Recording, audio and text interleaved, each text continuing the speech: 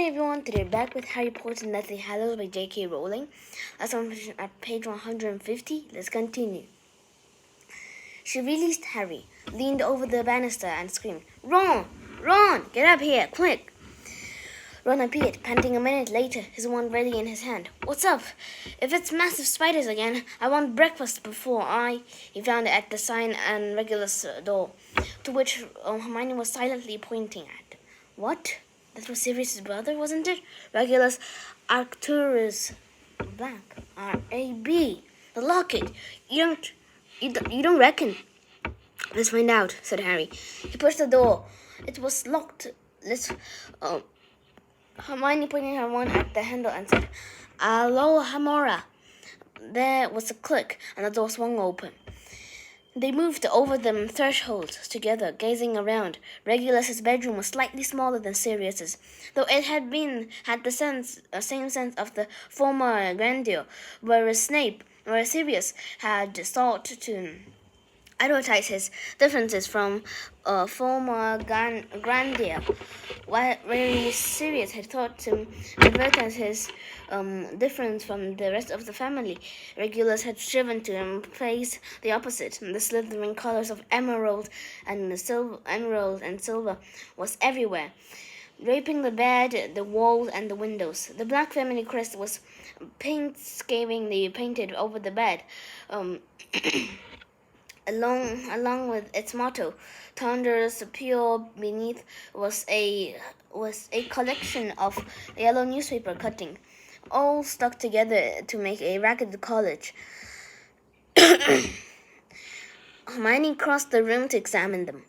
"They're all about Voldemort," she said. Regulus seemed to have been a fan for a few years before he joined the Death Eaters.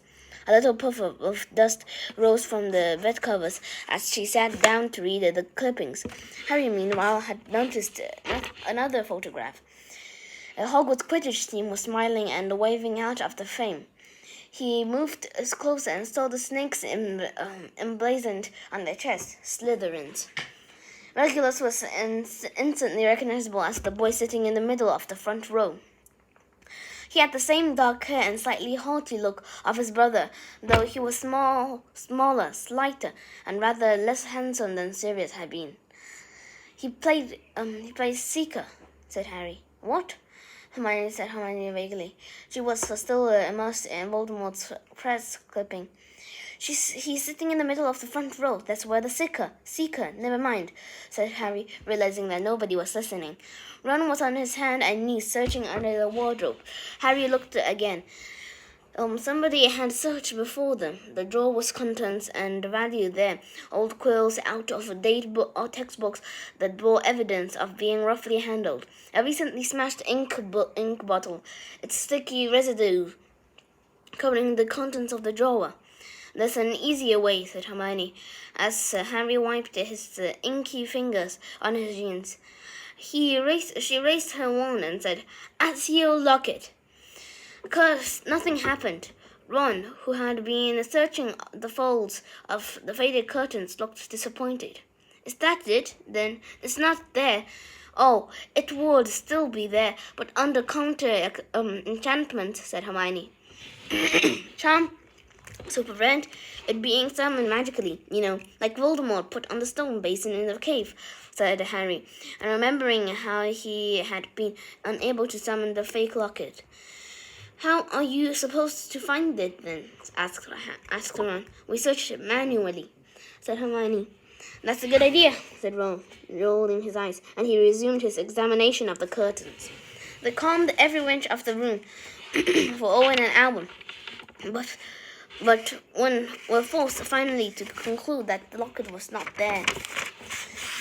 The sun had risen now. Its light dazzled them, even though the grimy landing windows. "It could be somewhere else in the house, though," said Hermione in a rallying tone as they walked back downstairs. As Harry and Ron had become more discouraged, she seemed to have become more determined. Whether he'd manage to destroy it or not, he'd want to keep it hidden from Voldemort, wouldn't he? Remember all those awful things he had to get rid. He had to get rid of when we were here last time. That clock that shot bolts at everyone, and those old ropes. And those old ropes as well, heading in the locket. And even though we didn't realize it at Harry and Ron looked at her. She was standing with one foot in the mid-air, with the dumbstruck look of one who had just been obliviated. Her eyes had been drifted out of focus. At the time, she finished in a whisper. "Something wrong?" asked Ron. "There was a locket." "What?" said Harry and Hermione and Ron together. "In the cabinet in the drawing room. Nobody could open it. And we... Harry felt as though a brick had slid down through his chest into his stomach. He remembered he had even handled the thing as they passed it round, trying to prise it out open. It had been tossed into a sack of rubbish, along with the snuffle box of vodka powder and the music box that made everyone sleepy. Creature nicked loads of things back from us, said Harry. It was the only chance, the only slender hope left to them, and he was going to climb into it until forced to let go. He had a whole slash of stuff in his cupboard in the kitchen. Come on. He ran downstairs, taking 2 steps at once. The other 2 running around in his wake. They made so much noise that they woke the portraits of Sirius's mother as they passed through the hall. "Filth! Mudblood! Scum!" she screamed after them as they dashed down into the basement kitchen and slammed the door behind them. Harry ran the length of the room, skidded to a halt at the door of Screech's cupboard, and wrenched it open. There was the nest of dirty old blankets in which the house elf had once slept, but they were no longer glittering with the trinkets Creature had salvaged. The only thing there was an old copy of Nature Nobility, a wizarding genealogy. Refusing to believe his eyes, Harry snatched off the blankets and shook them.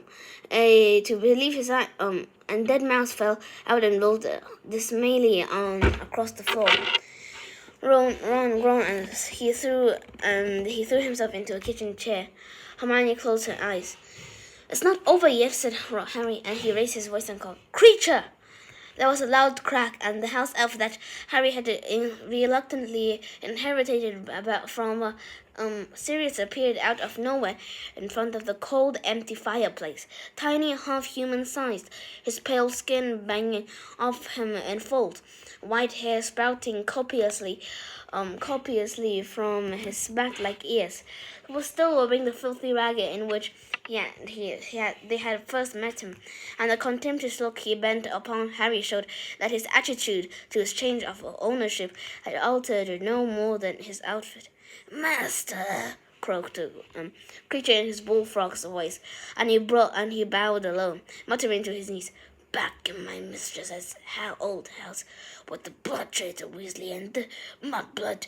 I forbid you to call anyone blood traitor or mudblood." Well, Harry, he would have found Creature with his snout like a nose and bloodshot eyes a distinctly unlovable object, even if the elf had not betrayed Sirius Voldemort. "I've got a question for you," said Harry, his heart beating rather faster as he looked down at the elf, "and I order you to answer it truthfully. Understand?" "Yes, master," said Creature, bowing low again. Harry saw his lips moving soundlessly, undoubtedly framing the insults he was now forbidden to utter. 2 years ago," said Harry, his heart now hammering against his ribs, "there was a big golden locket in the drawing room upstairs. We threw it all out. Did you steal it back?" There was a moment of silence, during which Creature straightened up to look Harry full in the face. Then he said, "Yes." "Where is it now?" asked Harry jubilantly, as Ron and Hermione looked gleeful. Creature closed his eyes, as though he could not bear to see their reactions to his next work. "Gone." "Gone?" echoed Harry, elation flooding out of him. What do you mean? It's gone. The elf shivered. He swayed. Creature, said Harry fiercely, I order you. Mundungus Fletcher, croaked the elf, his eyes still tight shut. Mundungus Fletcher stole it all.